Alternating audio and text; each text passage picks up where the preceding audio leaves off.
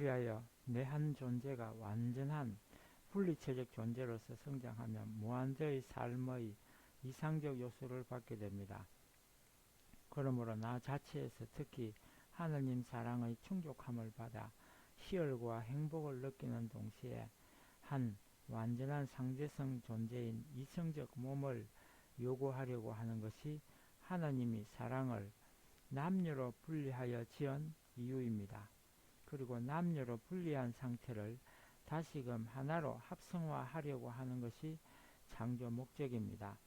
따라서 부부를 이루어 화목한 생활을 하는 것 이상적으로 창조 목적을 이루는 길입니다. 그러므로 창조된 만물은 물론이고 이 중에 사람도 역시 남성이나 여성이 완전히 성장하면 자연히 이성을 필요로 하게 됩니다. 이렇게 상대를 요구하면서 찾아 나가는 것이 하나의 행복의 길입니다.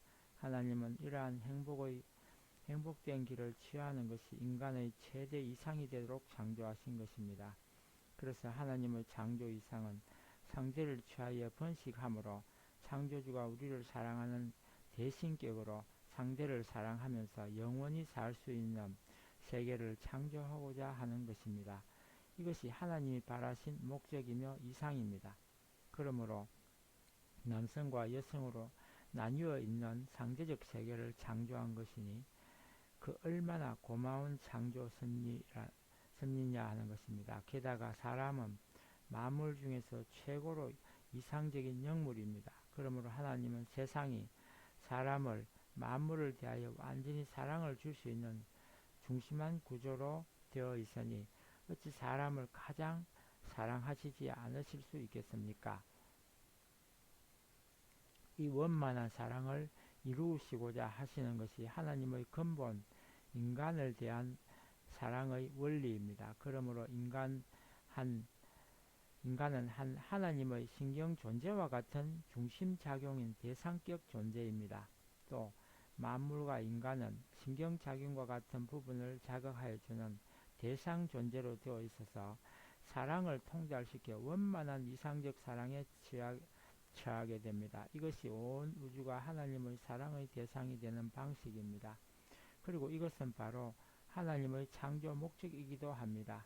그래서 만물은 사람에게 이상적 사랑을 하게끔 자극적 충동을 보여줄 수 있고 또 사람은 하나님의 사랑을 이상적 사랑으로 발동시키는 존재가 되어야 합니다. 하늘은 우리를 위하여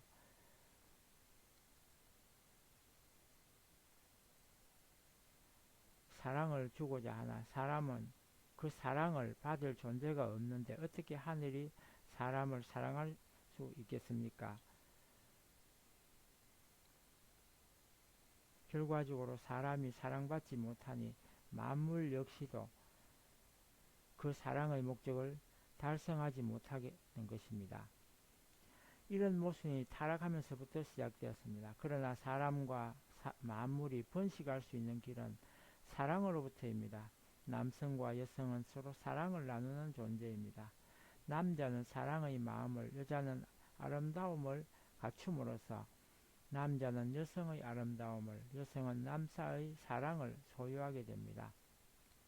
성교는 창조적 본성인 한 순간이라도 공동하게 절감하여 사랑을 주고받음으로써 그곳에 삶에 대한 기본적인 기초를 작성하는 것입니다. 이것은 반드시 남성이나 여성이나 다 사랑에 대한 느낌이 있을 때라야 합니다.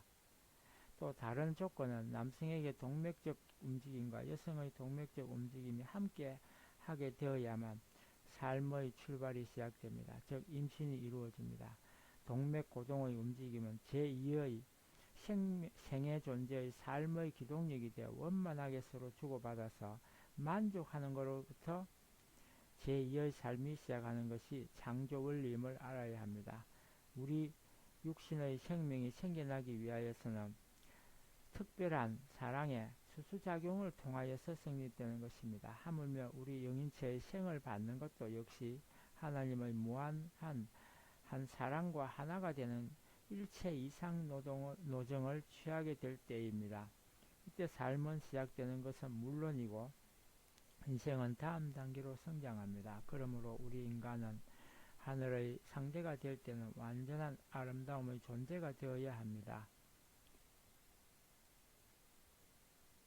완전한 아름다움만 소유하면 완전한 사랑, 즉 하늘의 사랑은 우리를 향합니다.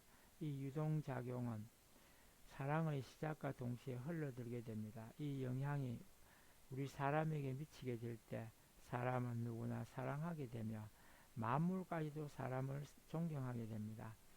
하나님은 사람에게 완전한 사랑을 하여 사람으로 하여금 개성체와 대상적 이성으로 주어져 하늘 사랑의 한 고귀한 표시를 보고자 하는 것이 목적입니다. 그리고 남성으로부터 여성으로 일심동체의 사랑을 주고받을 때 하늘의 사랑의 전체가 하나님의 창조 이상형으로 드러나게 됩니다. 바로 하나님의 인간 창조 목적도 하늘의 무한한 사랑을 인간에게 부여하기 위한 것입니다. 그런데 창조 세계가 타락되고 난 후에는 우주에는 하나님의 사랑을 대신적으로 주고받는 존재는 하나도 없었습니다. 그래서 하나님 이를 대신할 존재를 찾아 세우고자 하는 것이 복귀섭리의 목적입니다. 이러한 목적을 찾아야 만물과 우주가 다시금 되살아날 뿌리가 생기게 됩니다. 그러니 하나님이 하시고자 하는 역사의 중요한 초점은 바로 여기에 있는 것입니다.